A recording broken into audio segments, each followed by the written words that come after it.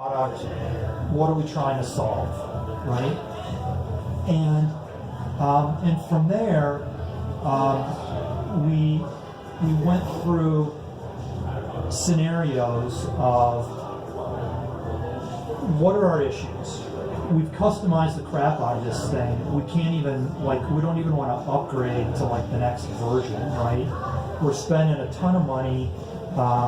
We have 2 full-time resources, and the person that was our sysadmin evolved into that position. So she was originally hired as the office manager, right? And to her credit, she learned this stuff, right? But it was really an open question in my mind whether we were even using it or implementing it correctly, and how we were going to evolve that through the growth of the business. So, and our renewal was sort of coming up, right? It was on the radar. It was the end of our 3-year contract. But through this sort of 3-4 month process, the sales rep never once talked about the renewal, right? He was really focused on understanding what we were doing, what our problem was, how we could help. And from my perspective, that's when we really developed a real working partnership, I felt, between us and Salesforce. And we're not even close to being on the radar for Salesforce's top customers in Colorado, right? But he made me feel like we were important, that he had a vested interest in helping our business move forward. And I told him this, the thing that I appreciated the most was not feeling like he was holding the renewal over my head, or the fact that for us to switch out was going to be a train wreck, right? Because it was so immersed in our business. So he had all the leverage, right? The only thing I could do is say, well, we're not going to renew. And he could say, well, okay. But then 90% of our business stops. And that's not good for anybody, right? So that was that was probably one of the best experiences I've had from a sales rep through an entire organization to be able to help me solve a problem, because I'm getting beat on by the CEO, right? And so that was a really good experience. Does that make sense? Sort of how that ties into what I said earlier about, being a partner, solving my problem. And what it did was it reduced a bunch of risk in our business. It helped us save some money, and we got a lot more value out of that.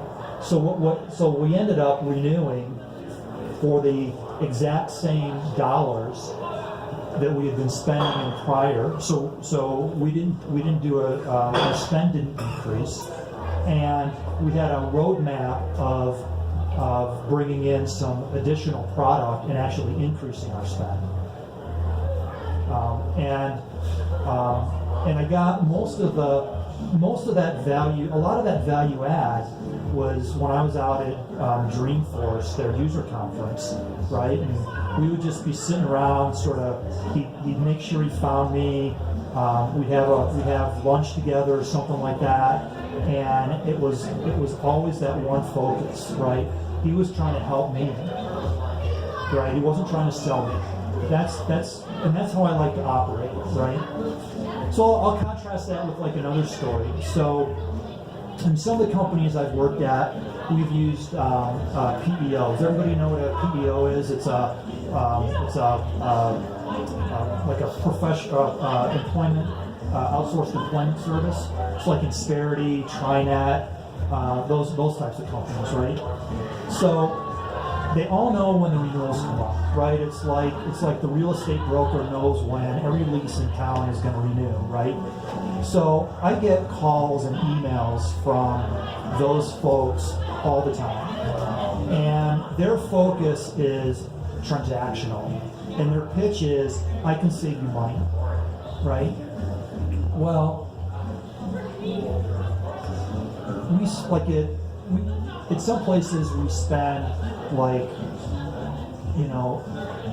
net about 50 to 100 grand extra is sort of what those service providers' administrative fees are, right? Because you still got to pay taxes, you still have to pay your employee benefits and all that sort of stuff. So, you know, what they don't understand is that that's really the incremental cost savings is, call it like 70 grand.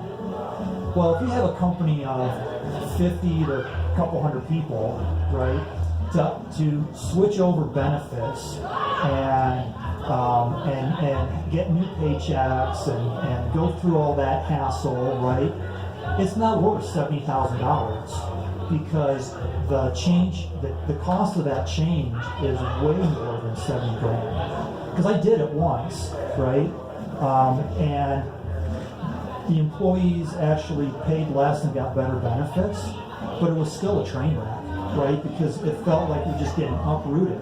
But those salespeople don't understand that part of the equation. They're so focused on, I can save you $50, because when they talk to a CFO, that's the only thing that they think that CFO is focused on, is what is that incremental spend. And if I can save them 20 grand, well, they'll switch because they're going to save 20 grand. Every CFO wants to save 20 grand. They forget to look at the whole picture of, well, what is the cost of doing that change? And so those people, I tend to have a lot less, the people that have that approach, there are some really great people at some of these PEOs that I've worked with, and I've worked with them again. But it's the approach is really the thing that I don't really have a lot of time for, because they're not solving a problem. They're misidentifying my problem, right? The problem I would be interested in solving is, how can I provide better benefits to my employees at a lower cost to help with retention and attracting top talent and using it as part of my employment brand, right? That's really the thing that they should be looking at. But 95% of them don't. It's all this transactional stuff. And so they never ask, they never ask, what problem do you have? They never, ever take the time to be a trusted advisor or that partner. They never take time to learn the business. And they're so transactional focused. And so when you're thinking about how you operate your business, right, you might ask yourself, well, what am I focused on? Now, building that trusted relationship and being a really valued business partner, that takes a lot of work and a lot of time. It doesn't happen with one phone call. And when you're under pressure to hit target and quota and all that sort of stuff, you know, from my experience, a lot of salespeople feel like they don't have the time to make that investment, right? So they're always chasing the transaction. And so consequently, I think what happens is they have to chase more, and the deals that they get are lower because they're not taking time to figure out what the right problem is. Now, if you have a product that sells itself, right, where you say, oh, you know, like, remember back when Y2K was going to ruin the world and everything was going to come to a screeching halt? Well, if you were a ERP software company, right, that was like, all you had to do was call them up and go, you guys have a Y2K problem. In a year, you're not going to be able to run your business. We solved that problem. Let me come out and give you a demo. That was like really easy, right? But in today's world, you don't really run across that stuff all that often. It's really hard. I mean, you know, believe it or not, I sold stuff for 2 months once, and it was like the hardest job I ever had. And so I have a lot of respect for people who make a living at selling. It's like really, really hard. And when you're good at it, you know, I tip my hat. So those are sort of like the end of my sort of like prepared remarks, more or less prepared. And so, like, I'm happy to answer questions or share more of my experiences, or, you know, I'd love to hear your stories as well. So, there's various techniques of getting your attention. Dan, in last month's presentation, Dan talked about the Sandler way. I come from a different sales methodology. What's easier, if we get in front of you, how do we get you to open up without you knowing us, or do we get somebody that supports you to bring? What's the best way to get access to start creating that relationship? So I've typically worked for smaller companies. You know, like, I mean, Jabber was a 55-person company. You know, Envision was about the same. Insight was, you know, a 150-person company. So I think the answer to that question is different based on the size of the organization, right? So, like for me,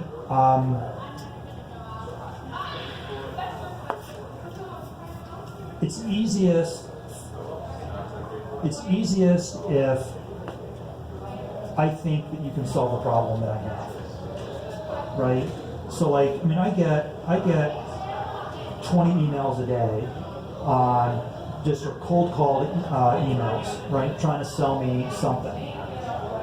Like, I don't have time to read them, right? Like, I don't have time. Like, I don't take the time to read emails that are more than like 3 lines long, right? And if I get an email that's like scroll and scroll, I mean, I don't even like if it's more than 3 lines, I go like, I don't have time. I'll put it into my, I'll look at it later inbox. I never look at it later, right? I just never do, because like, and so I'll tell you one interesting thing. So this PEO sales rep was trying to get my attention, right? So she would stop by the office and drop something off at my desk. Like, she would just drop by, like cold call, right? And like, I felt I was never there. I was always busy doing something else, right? And I was hardly ever at my desk. And so like, after about the 15th time she dropped something off at my desk, I sort of started feeling bad. I'm like, well, I guess I should call her back, right?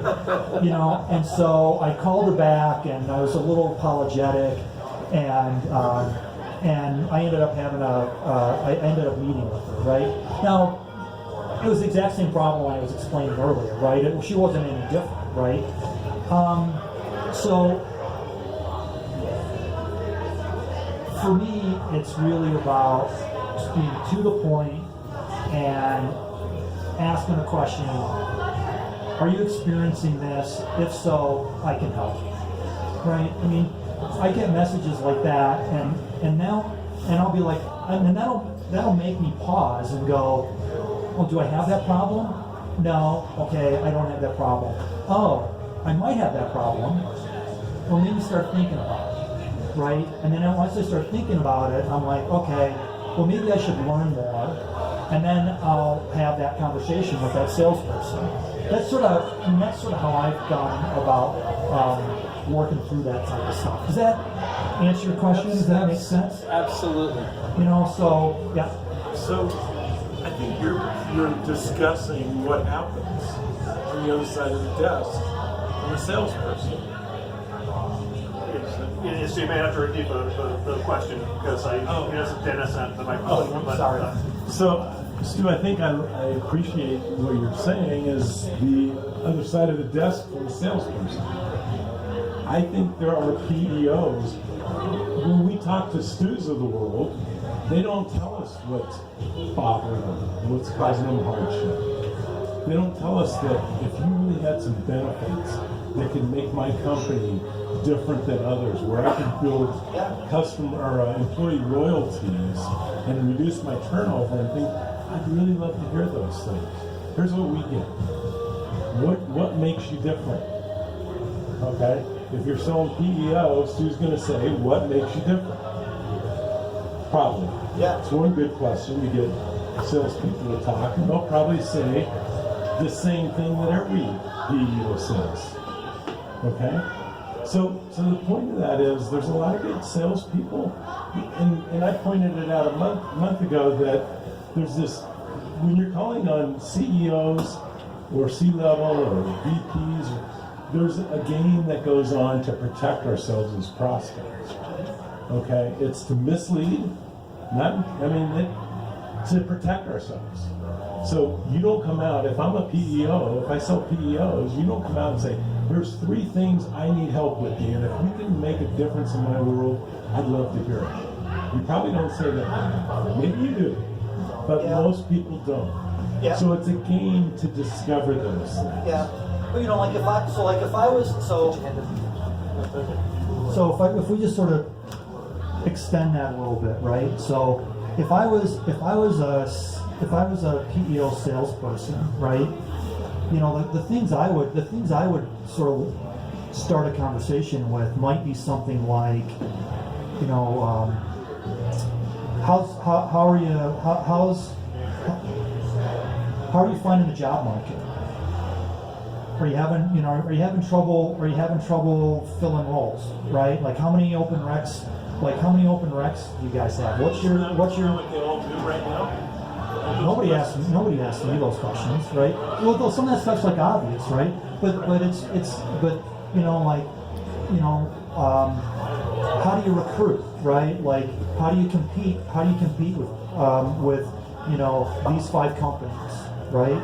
Let me tell you a story about this company I was talking to, right? Let me share what they were experiencing. Do you have any of those similar experiences, right? What if they ask you, what if they just say, what is it you'd like to cover to make this a great use of your time today? What if they ask you, what would you like to talk about? What's keeping you up at night? So there's a couple different questions there. So the first one was, what would I try to get out of a meeting, right? Which is what's important to me, right? The salesperson said that. Yeah. If in this example, if the salesperson said that, I would say, how can I get better benefits at a lower cost for my employees, right?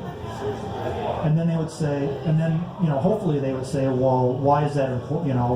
Why is that important to you? And I would say, well, it helps me with my talent acquisition and talent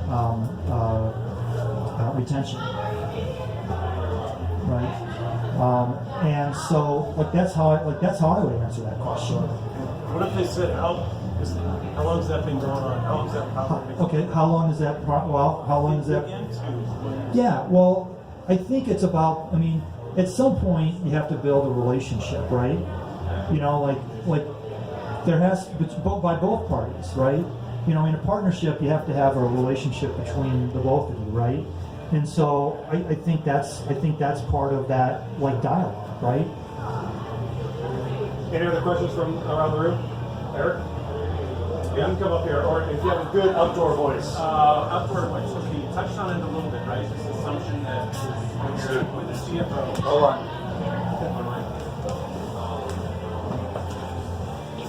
Right. You've touched on this a little bit, right? The idea that CFOs or financial folks, the assumption that if we just show you a good financial model, you're going to sign on the dotted line, which I don't believe is true. So on a scale of 0 to 100, if you were to apply points, think about it percentage-wise, how many points does the financial model get? And if it's less than 80, what are the 2 biggest factors?